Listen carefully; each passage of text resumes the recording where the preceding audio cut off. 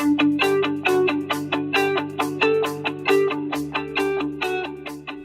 this is Dr. Mark Hitchcock here in my office at Faith Bible Church in Edmond, Oklahoma, and I want to welcome you to another episode of Marking the Times.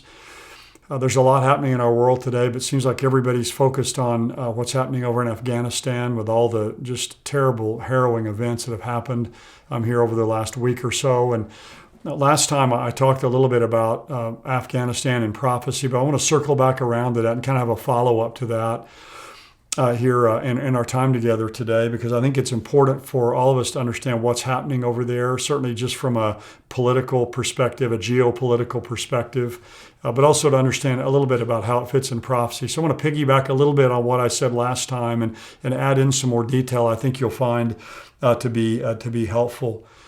With what's going on in Afghanistan right now, there's basically three groups that are at work, and you'll be hearing about these in the news. There's, of course, the Taliban. We've heard a lot about the Taliban. It's a group that's really centered and focused in Afghanistan. Then there's Al-Qaeda, which really is a group that began in Pakistan, Afghanistan, and those areas, and that's really still the center of their workings. But then there's another group that's responsible, they believe, is behind these terrorist attacks that killed our American Marines and the one Navy corpsman, and that's called ISIS-K.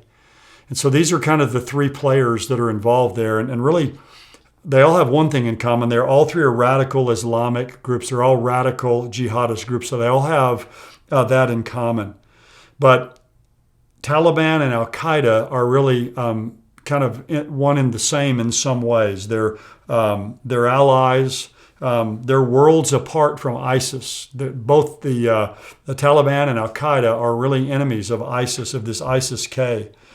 And in fact, it's said about the ISIS-K that they consider the Taliban to be apostates, departed from Islam. So they have the right to kill them since they're apostates.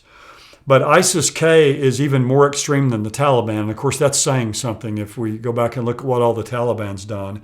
ISIS-K is the most radical, extreme, violent of all the groups in Afghanistan. You say, well, what is ISIS-K? When I first heard of it, I had to ask the same question. Now, remember ISIS, when it was formed, ISIS stands for the Islamic State of Iraq and Syria. And they were trying to set up a caliphate throughout Iraq and throughout Syria and ultimately on down into Lebanon and Israel. But they were also known as ISIL, I-S-I-L. That's what President Obama used to call them. ISIL is Islamic State of Iraq and the Levant. And the Levant includes the nation of Israel. So they want to set up this caliphate throughout Iraq and Syria down into the land of Israel. But ISIS-K is an ISIS affiliate. They're an offshoot from ISIS. And you could call them a regional affiliate. It's kind of a bad term to use, but a regional affiliate of ISIS. They started in 2015 in that area in Afghanistan, and they're called ISIS-K, and the K stands for Khorasan.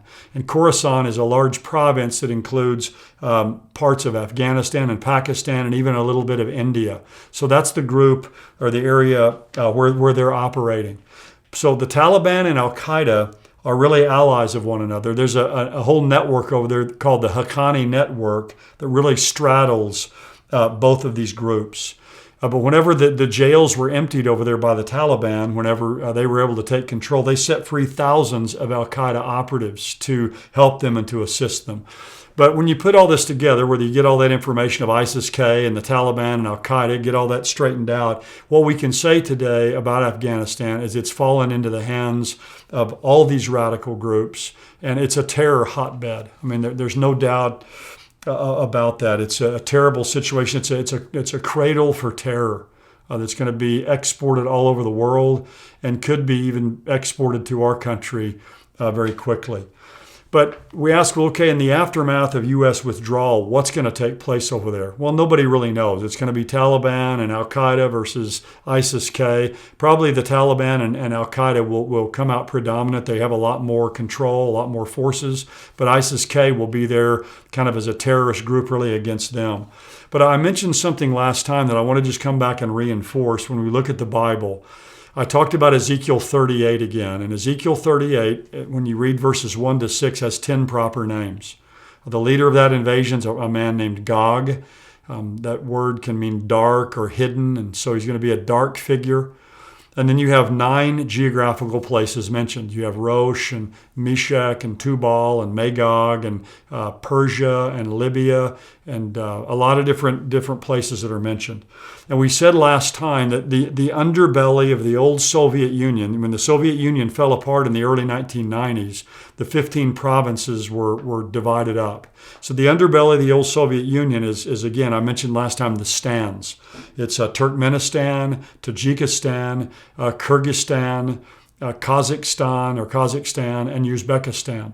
So you have those 60 million Muslims live in those areas. That really is the area of ancient Magog. It's the area of Central Asia. And part of that as well is in Afghanistan. So you could add that in, and maybe even Pakistan. So you've kind of got all of these stands that are there together. And we know that those nations would love nothing more than the opportunity to join an attack against Israel and against the West. And during the tribulation period, I believe the tribulation period will start when the Antichrist, who is the leader of the West, makes some kind of a treaty of a guarantee of peace with Israel. So when these nations, during that first half of the tribulation, when Israel's living at peace and living securely, when they come against the nation of Israel, they'll be attacking Israel, but they'll also be attacking the West, because the West, through the Antichrist, will have guaranteed their peace.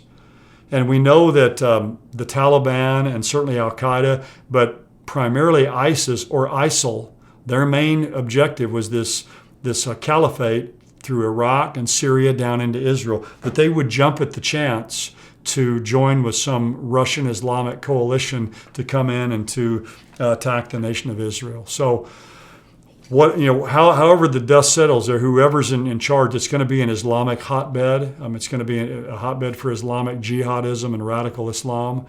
And we can see how they'll easily fit in with these other nations to be a part of what the Bible predicts in Ezekiel 38.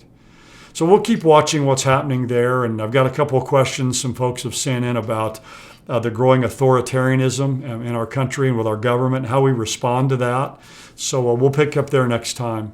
But anyway, God bless you. Thanks you for joining us, and I hope you have a good week.